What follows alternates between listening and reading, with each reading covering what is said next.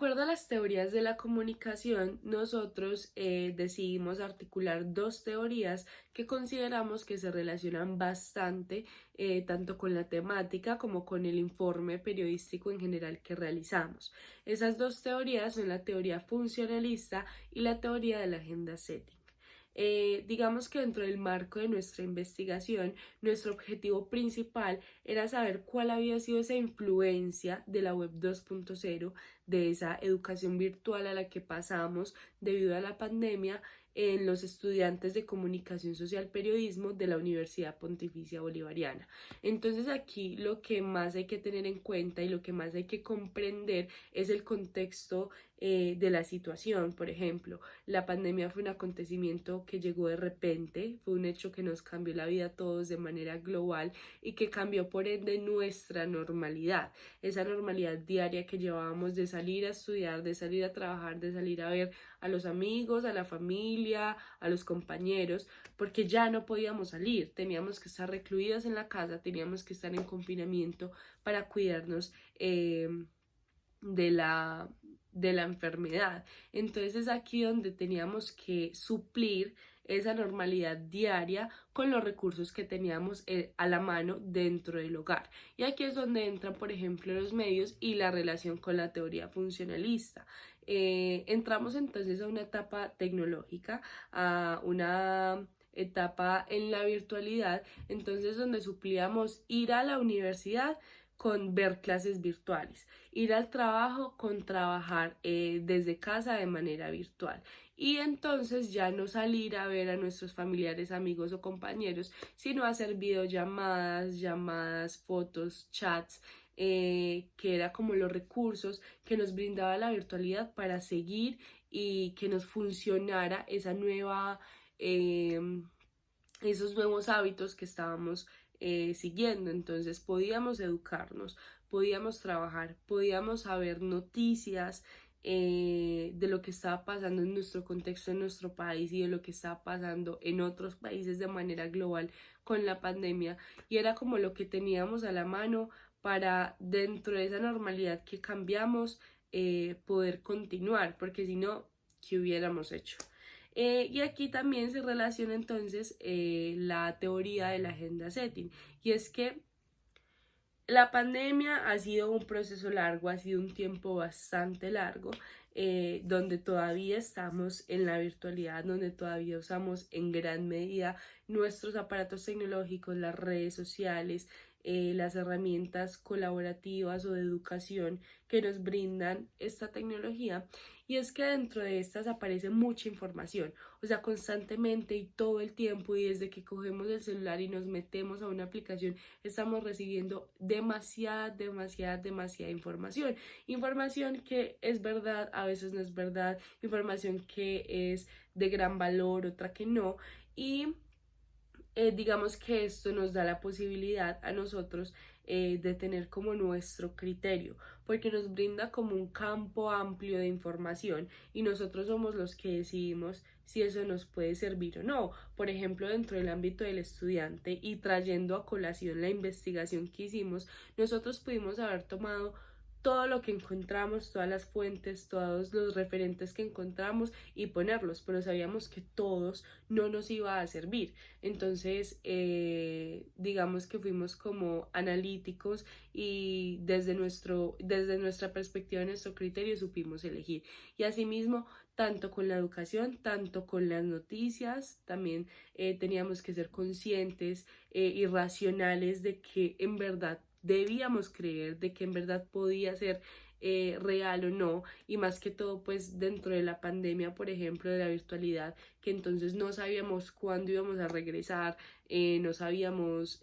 cuándo se iba a acabar, no se ha acabado todavía, pero cuándo iban a llegar las vacunas, cuándo íbamos a poder salir un poco más, que entonces las vacunas serían chips o no, o sea, toda esa información que recogíamos constantemente, tengamos que teníamos la posibilidad de usarla o no y de creerla o no. Entonces fue algo que digamos que de alguna medida también está como a nuestro favor.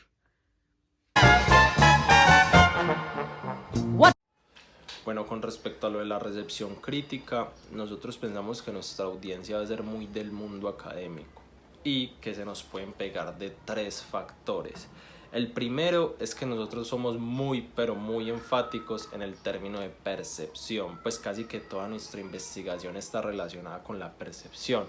con qué percibe el estudiante, y esto puede tener muchos sesgos porque cada quien pues percibe cosas diferentes. Entonces acuñarse al método científico a través de la percepción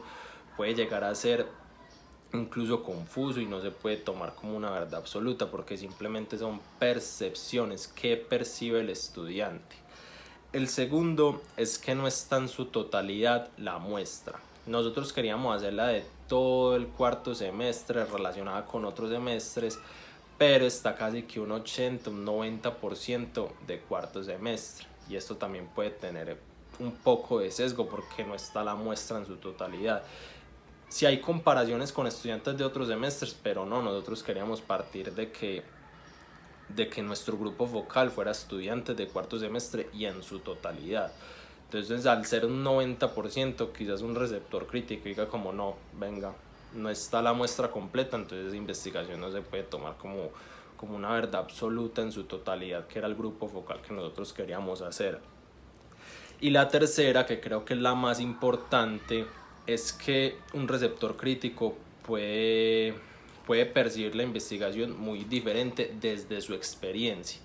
Y desde su experiencia algo que pasó hace poco, que fue la pandemia, que fue todo esto del cambio de la virtualidad a la presencialidad. Entonces, como hay tantas personas que lo vivieron, que vivieron ese cambio, al leer la investigación pueden decir como no, venga, a mí no me pasó eso, o no, venga, a mí la virtualidad me trajo estas cosas y me quitó estas, o no, venga, a mí la presencialidad me trajo estas cosas. Entonces, pues, al vivir esa experiencia, al ser algo tan cercano y que pasó hace tan poco,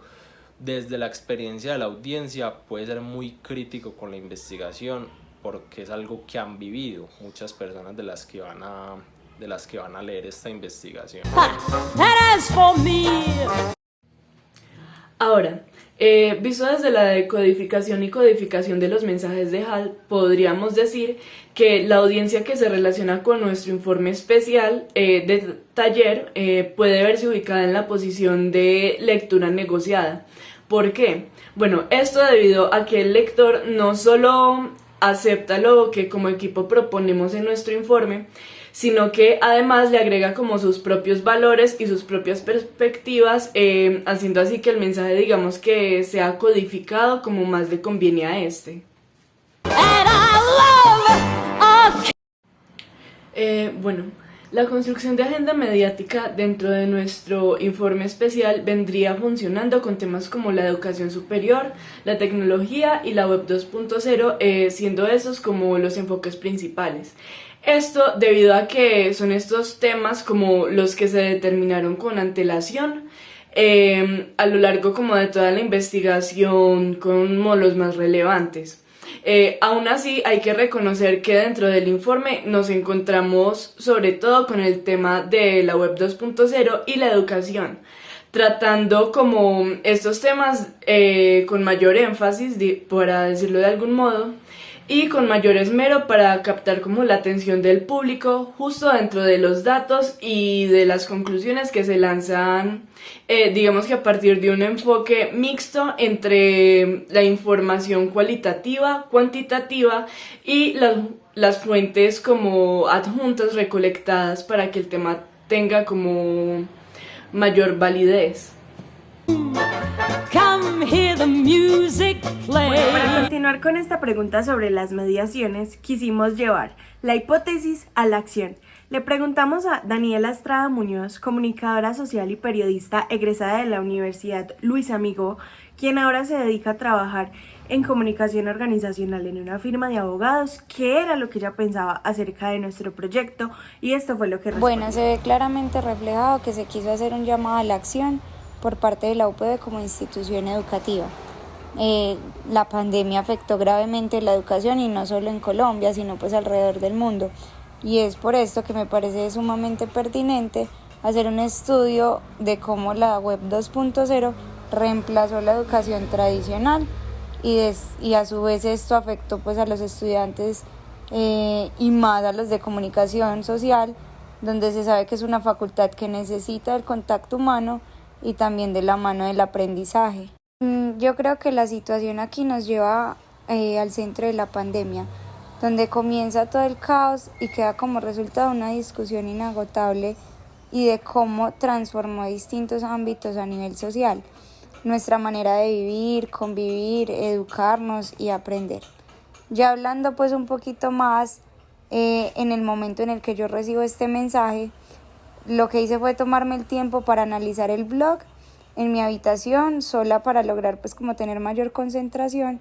y me pareció un trabajo bastante interesante, una idea original y pues que demuestra la situación por la que pasó la educación en Colombia a partir de la pandemia. Bueno, respecto al tema de la polisemia y monosemia en nuestro proyecto, tiene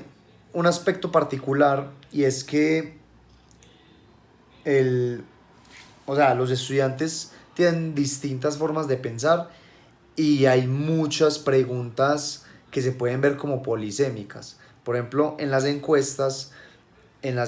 tanto cualitativa como cuantitativa, nos damos cuenta de que hay un sinnúmero de pensamientos y de ideas por parte del estudiante y de argumentos contra o a favor de la virtualidad para el método estudiantil. Por ejemplo, en una pregunta que nosotros hicimos en el método cuantitativo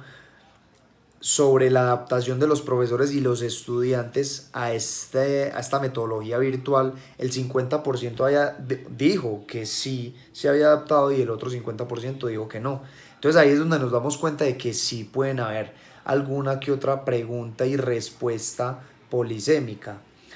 Sin embargo, a la hora de hacer el taller cualitativo, si bien habían muchas ideas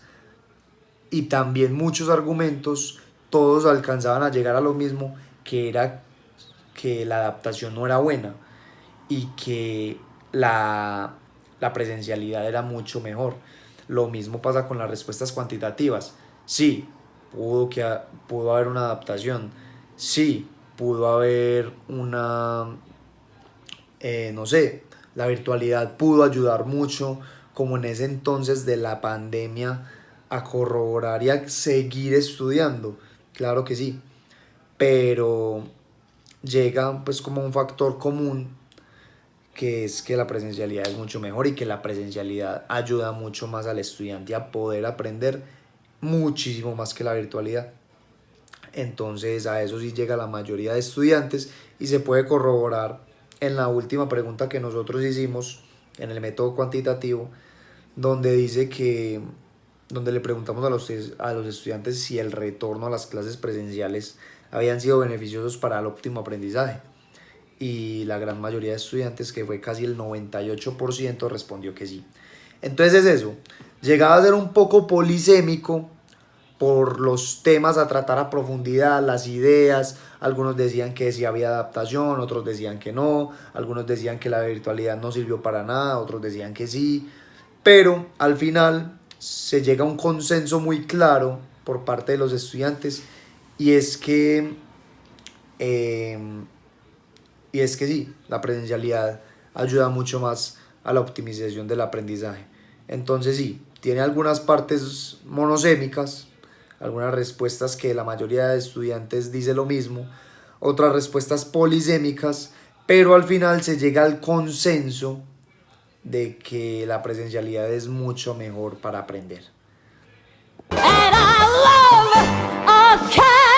Bueno, con respecto a lo de Guillermo Orozco, hay que tener en cuenta que nosotros partimos de comprender una problemática, comprender esa influencia de la web 2.0 en los estudiantes de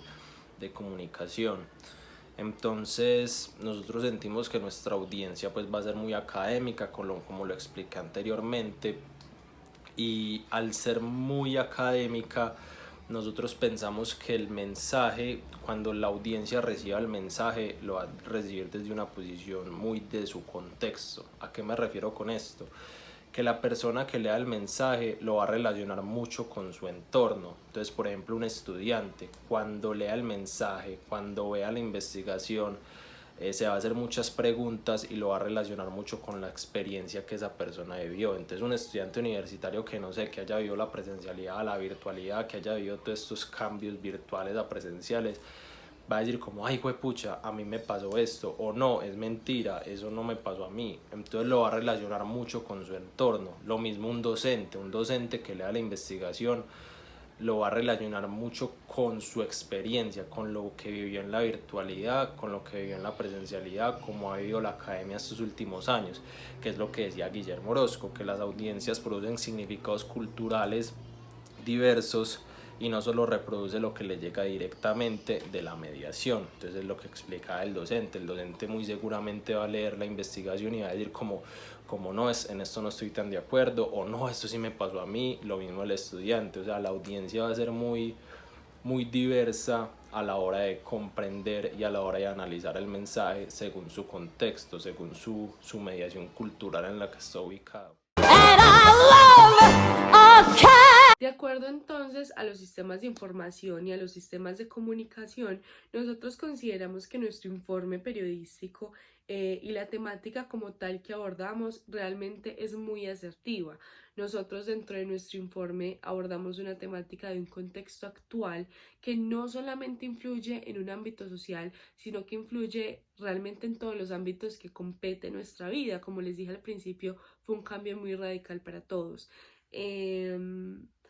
Y aquí es donde entra entonces qué información tenemos y hasta dónde la podemos llevar. Nosotros sabemos que existe una pandemia, sabemos que esa pandemia generó cambios, pero realmente qué cambios generó, en dónde, con quién y por qué. Entonces es aquí donde nosotros les brindamos a ustedes información concisa, de valor, impertinente y pertinente, perdón, y podríamos decir que verídica,